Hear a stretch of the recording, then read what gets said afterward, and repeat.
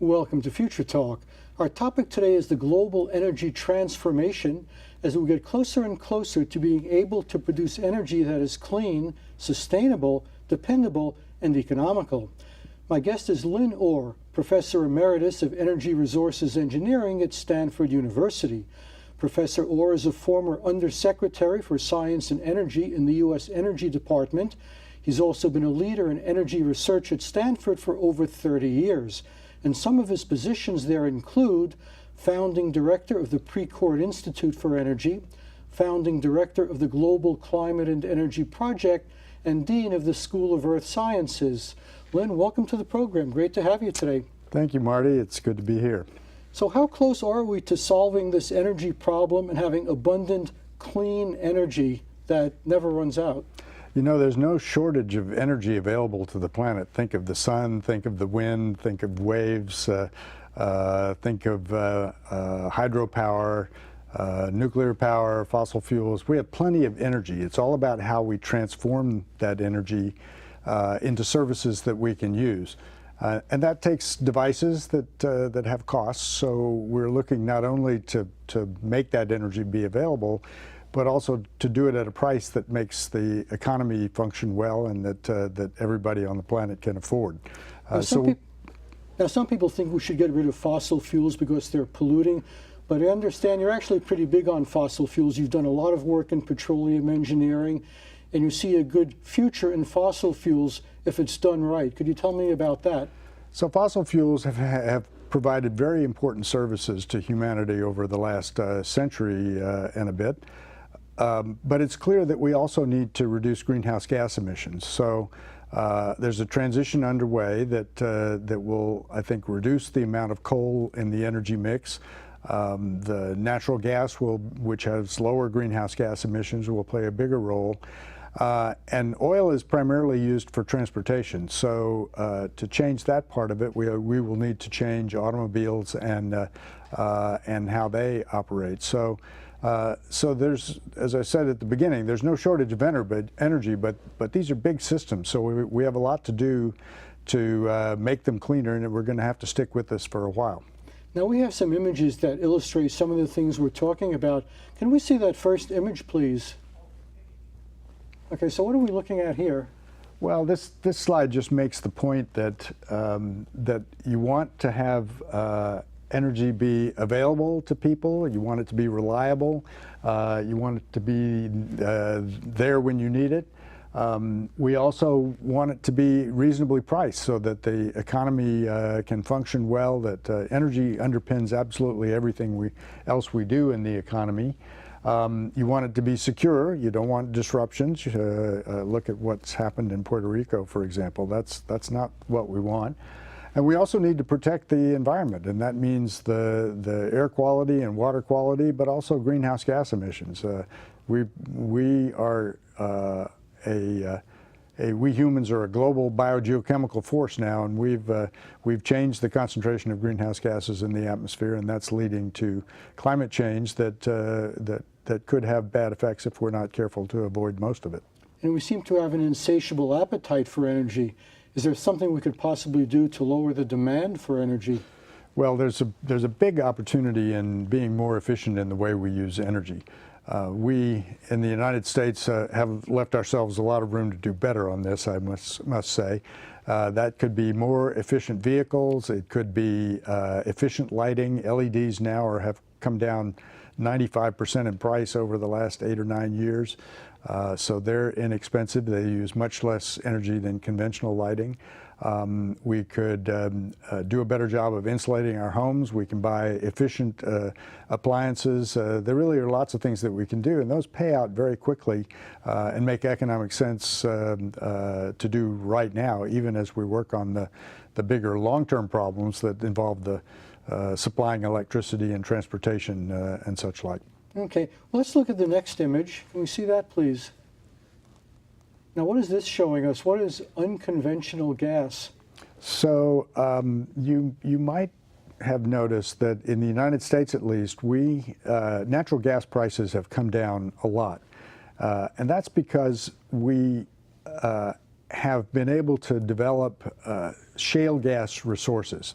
So shales are rocks that are very hard for fluids to flow through, but technologies that involve drilling long horizontal wells and fracturing the rocks next to the wells allows some of that gas to flow into it. So that has increased the gas supplies in the United States quite a lot, and that's reduced the price.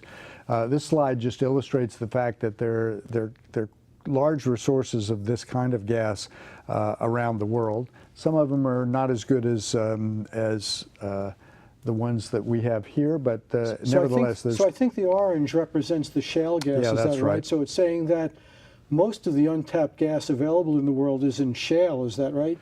Yes, there is an awful lot. This is the unconventional stuff, so there is some conventional gas that's in the rocks that are more frequently used for this sort of thing, but lots of gas in shales. Now, what about the risks of horizontal drilling? Could that cause earthquakes or fracturing the rocks that we all stand on? So when you inject high pressure water to try to make some cracks in the rock, anytime you make a crack in a rock, it makes an earthquake. Most of them are tiny, too small to be felt.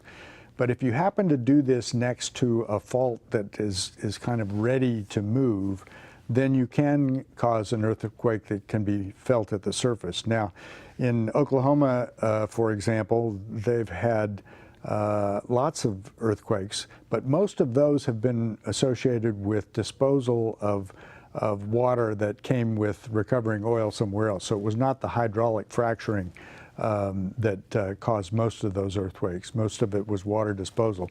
And even there, what you want to do is to avoid injecting water deep down close to faults in what are called the basement rocks that might be stressed, that could move and then cause an earthquake. Do we know where all the fault lines are so we know what to avoid? We don't know exactly where they are, but we do know the situations with regard to the stresses, and we can measure those kinds of things when wells get drilled and watch what happens. So in those kinds of settings, you want to restrict the rate at which you inject water, for example, for disposal, and that reduces the probability of an earthquake.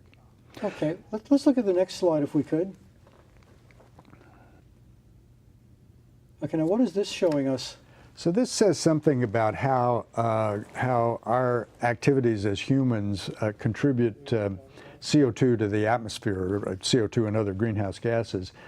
And the big overall point of this slide is that if you look at all of the emissions from fossil fuels and our other activities, land use and so on, about half of that CO2 that goes into the atmosphere is either taken up by plants on land or dissolves in the ocean, and the other half stays in the atmosphere. And it's that part that stays in the atmosphere that is responsible for global warming, because those molecules help intercept some of the radiation that all of us emit, infrared radiation. The greenhouse effect, I believe Yeah, they the call greenhouse effect. The sunlight comes in shortwave radiation, and we all radiate back to space in longer waves, and those are intercepted by the greenhouse gas molecules.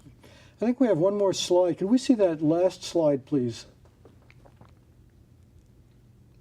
So this looks like Stanford, so I'm guessing that this has something to do with showing how Stanford is using energy wisely and effectively. This is very much an example of the kind of efficiency idea that we talked about a minute ago. So Stanford has a big collection of buildings. All year round, we take some heat out of those buildings. We do that with a chilled water loop. But all year round, we supply heat to other parts of buildings or to do various services. So it turns out that if we take the heat that we take out of the buildings in the chill water side, and instead of just rejecting it to the atmosphere, we push that into the hot water side, then we don't have to buy fuel to heat up the hot water side. So we've completely revamped our energy system to take advantage of this. It saves buying lots and lots of natural gas. It saves many tens of millions of dollars over the 30-year life of this this project, and it reduces our water use by almost 20%. And this reduces our greenhouse gas emissions from the campus activities by about 70%, 68%. Now, So it's a big effect. Could this be done on a small scale, like a private home, where you capture the excess heat and store it and then apply it against the cold when it's cold?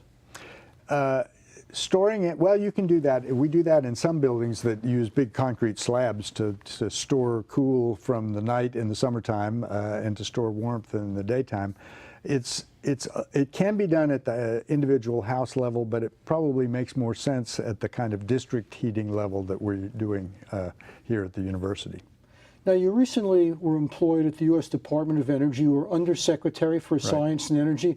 What did you actually do there, and how does the government, what role does the government play with these energy issues? Yeah, I have to say that nobody knows what an undersecretary is. And I had to learn a few things when I went to Washington. In the Department of Energy, there's a secretary. That was Ernie Moniz when I was there.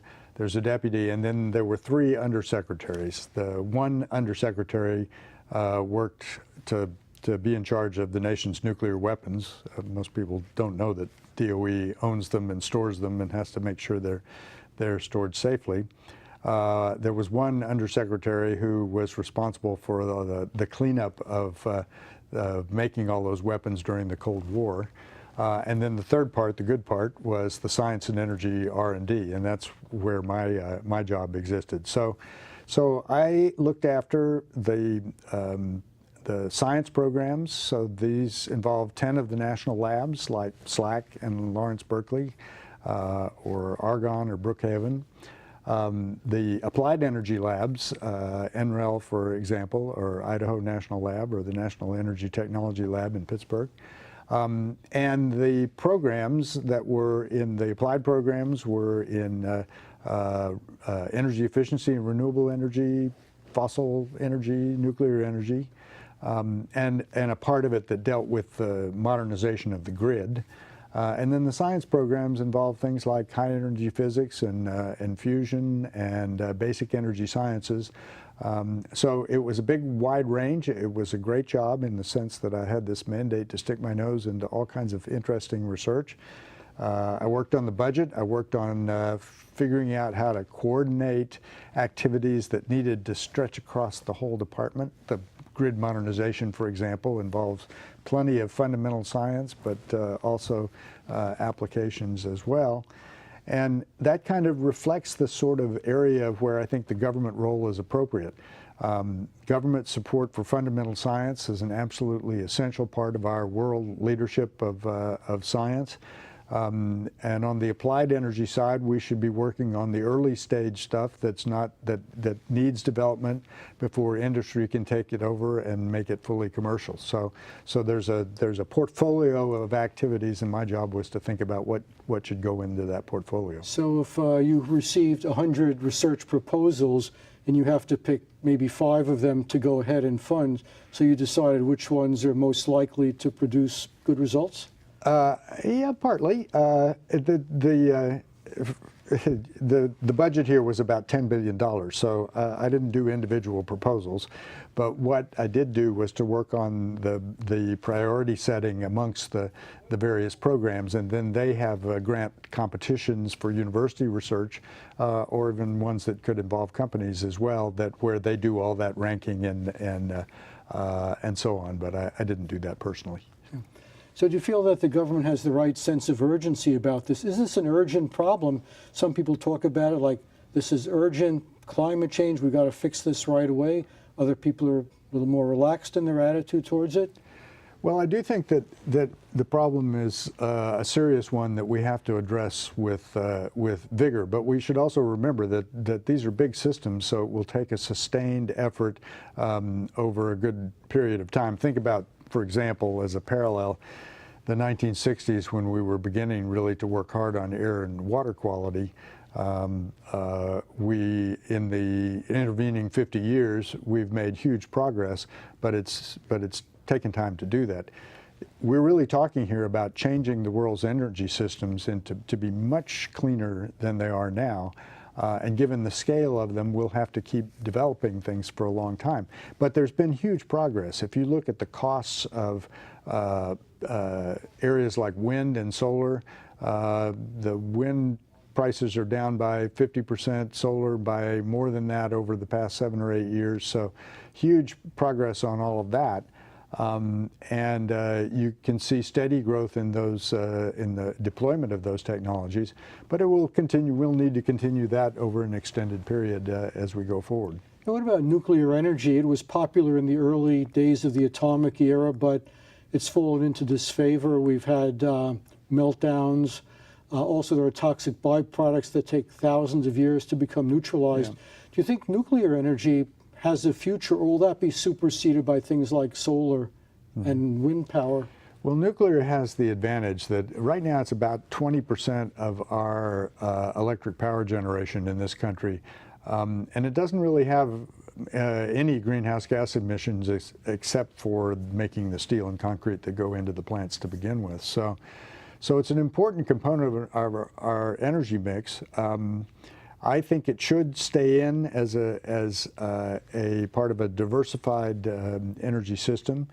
The nuclear plants in some settings are having a hard time competing on price because it's cheaper to generate electricity with natural gas or with wind or solar. That's been a problem for coal as well. So part of what we're seeing is a set of market transactions. Nuclear provides baseload power, which the wind and solar, which are intermittent, don't do as well. So there's a variety of situations. Now on the sort of medium-term front, there's work going on small modular reactors. These are reactors that are smaller than the big 1,000-megawatt reactors. They don't involve investment of such a huge amount of money. There's one of them that's in the midst of the design certification review now, but it's still going to have to work on cost to make sure that it can compete in the marketplace of the future. Because one of the issues, aside from earthquakes and things like that, is that you generate these waste products that take thousands of years to decay. Yeah. And can you just bury them in metal barrels and hope that nobody disturbs them for the next 10,000 years? Well, we do have to sort out how to do this. We have some examples. The Waste Isolation Pilot Project in New Mexico is a place where the wastes are being stored in salt beds that kind of squeeze around the containers of the waste. You've heard all about the controversies involving Yucca Mountain. One of the things that we worked on at DOE when I was there was to try to create a new consent-based process to figure out appropriate sites and to build acceptance of in the surrounding communities. That has seems to have ceased with the change of administration. So there is definitely still a waste storage problem that we have to figure out how to deal with. Now, what about solar power? That seems like the most obvious source because the sun always shines somewhere. Well, about half the time somewhere. Okay, but it seems like day and night, of course. I mean, it's a virtually inexhaustible source of energy, and it's clean. Yep. But are we able to? Do we need some kind of breakthrough to extract more energy from it to make it more economical? You know, the most recent bid prices in sunny places have solar competing head to head with, for example, a new natural gas plant. So in Colorado recently there were bid prices for wind and solar that were really quite competitive. And so I think we've come far enough, and as the costs continue to come down, there's lots of interesting research on improving efficiencies and reducing the costs and reducing the amounts of toxic materials that are sometimes used in solar cells. So lots of progress and lots of research going on. It's an area where I think there's a lot of exciting work still to be done.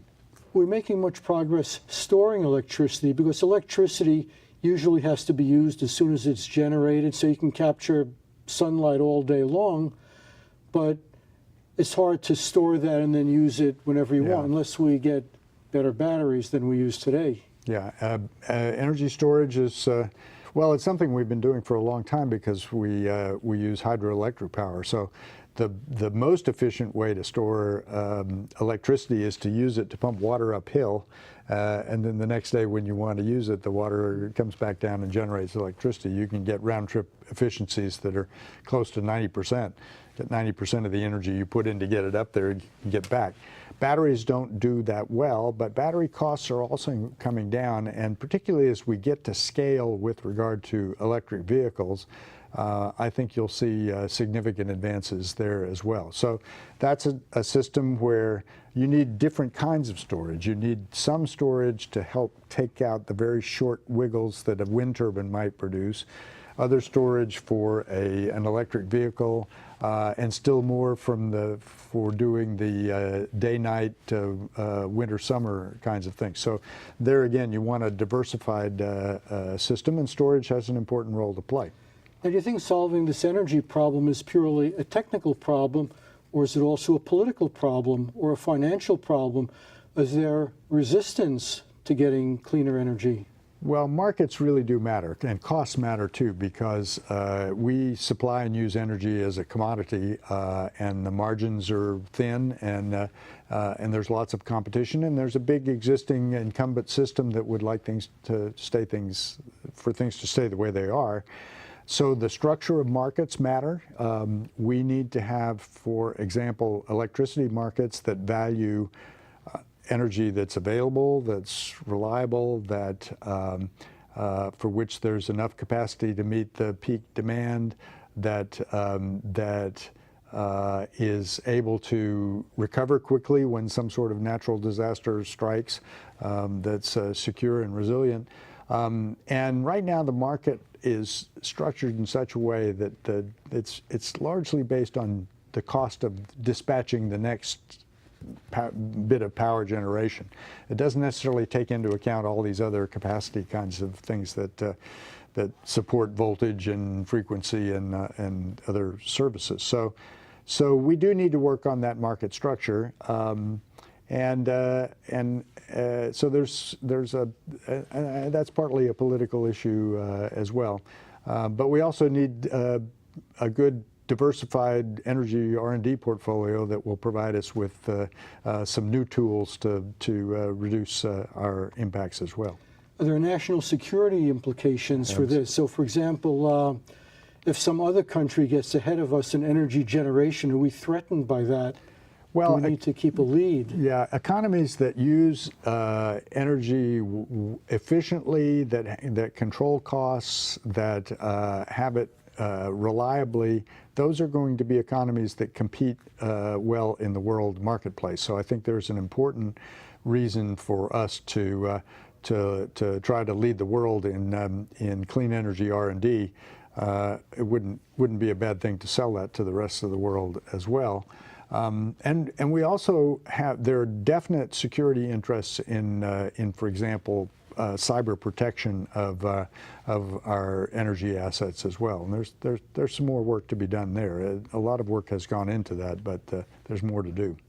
So you're optimistic that the problem can be solved, at least in the technical sense. We can supply all our energy needs relatively cleanly, solve the problem of global warming?